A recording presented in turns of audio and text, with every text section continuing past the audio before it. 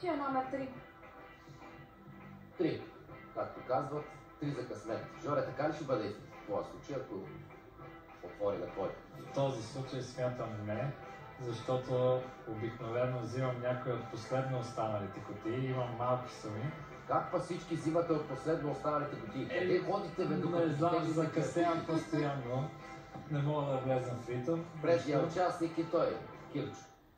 Айде, аз все последен, ти последен, то няма първи, бе. Този път аз съм първи. Това е разликата. Аха. Нарочно исках да съм първи и смятам, че тук има 5 цифрена сума. Освен това, инвестирах достатъчно в нейната игра и пожелавам да... Колко? 20 лева? 30 даже.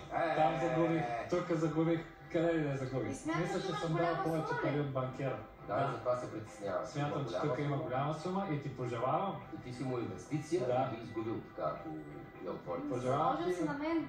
Дай да отворим 12. 12.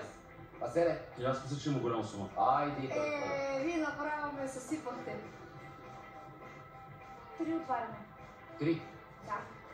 Да видим. И на мен Жоре, ти си инвестирал, ама си изгубил, разбираш ли? 30 лева.